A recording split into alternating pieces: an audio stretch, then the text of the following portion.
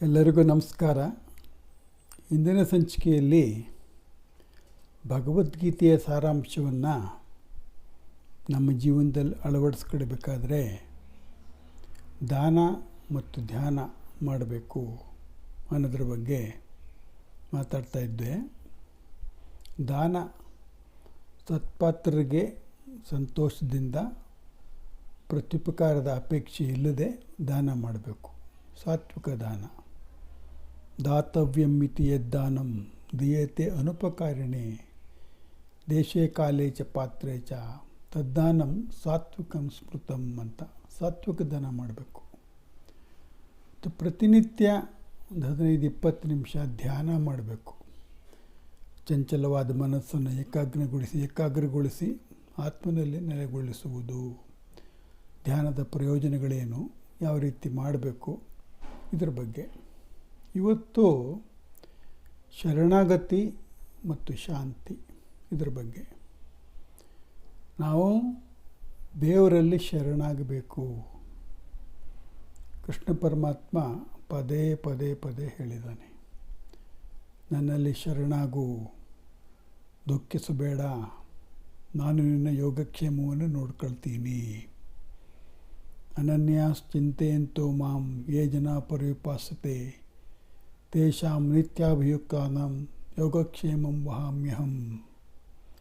9ನೇ ಅಧ್ಯಾಯದ್ದು 22ನೇ ಶ್ಲೋಕ ಮತ್ತು 18ನೇ ಅಧ್ಯಾಯದ 62ನೇ ಶ್ಲೋಕ.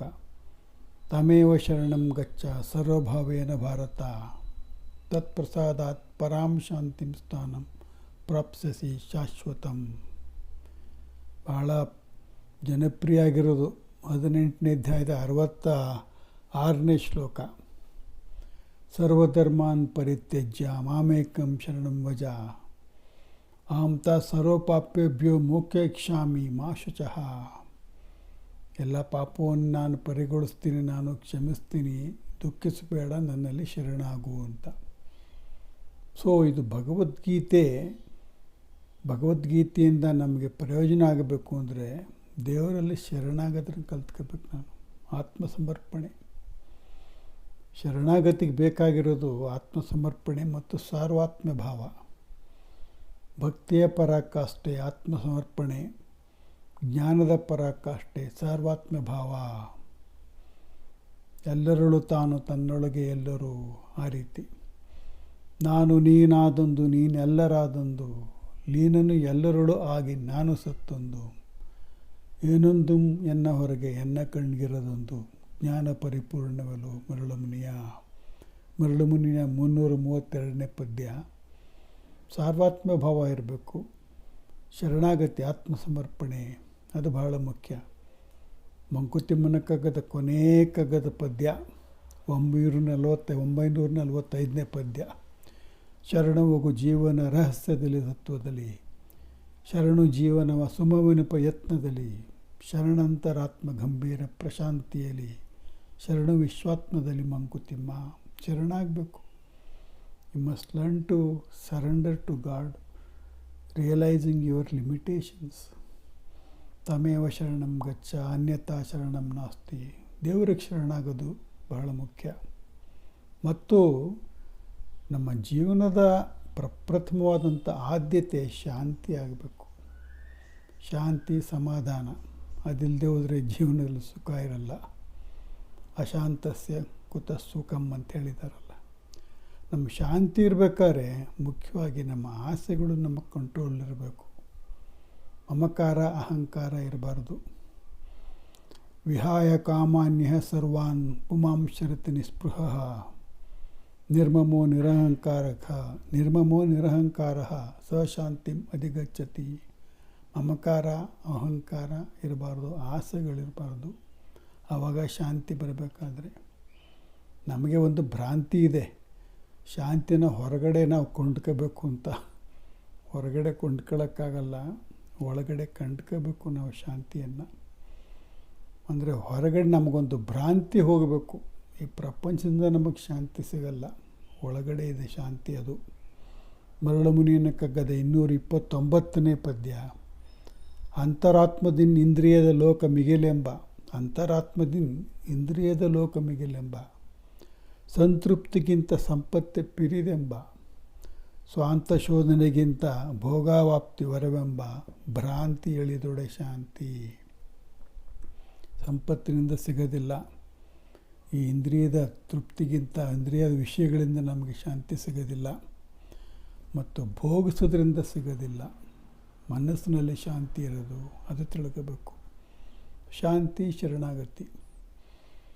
ಸೊ ಪ್ರಿಯ ವೀಕ್ಷಕರೇ, ಇಲ್ಲಿವರೆಗೆ ನಾವು ಭಗವದ್ಗೀತೆಯ ಸಾರಾಂಶವನ್ನು ನಮ್ಮ ದಿನನಿತ್ಯದ ಜೀವನದಲ್ಲಿ ಅಳವಡಿಸ್ಕೊಳ್ಬೇಕಾದ್ರೆ ಒಂದು 10-12 ವಿಷಯಗಳನ್ನು ಜ್ಞಾಪಕ ಇಟ್ಕೊಂಡಿರಬೇಕು. ಅದನ್ನು ಸಂದರ್ಭಕ್ಕೆ ತಕ್ಕಂತೆ ಅದನ್ನು ಉಪಯೋಗಿಸ್ಕೊಳ್ಬೇಕು, ಅದರಿಂದ ಪ್ರಯೋಜನ ಪಟ್ಕೊಳ್ಬೇಕು. ಯಾವುದು ಈ 10-12 ವಿಷಯಗಳು? ನಾನು ಅಂದರೆ ಆತ್ಮ, ದೇಹ ಅಲ್ಲ. ದೇಹದ ಅನುಭವ ನನ್ನ ಅನುಭವ ಅಲ್ಲ. ದೇಹ ನಶ್ವರ, ಆತ್ಮ ಶಾಶ್ವತ, ಅದು ಫಸ್ಟ್ ಪಾಯಿಂಟು. ಮತ್ತು ನಮಗೆ ದೇವರಲ್ಲಿ ನಂಬಿಕೆ ಇರಬೇಕು, ದೇವರಲ್ಲಿ ಭಕ್ತಿ ಇರಬೇಕು. ದೇವ್ರಿಗೆ ಸಂಬಂಧಪಟ್ಟ ಚಟುವಟಿಕೆಗಳಲ್ಲಿ ನಾವು ತೊಡಗಿಸ್ಕೊಳ್ಬೇಕು ಪ್ರತಿನಿತ್ಯ. 3ನೇದು, ನಾವು ಧರ್ಮನಿಷ್ಠರಾಗಿ ಬದುಕಬೇಕು. ಮತ್ತು ಭೋಗೇಚ್ಛಾ ಪರಿಮಿತಿ, ಇಂದ್ರಿಯ ನಿಗ್ರಹ ಇರಬೇಕು.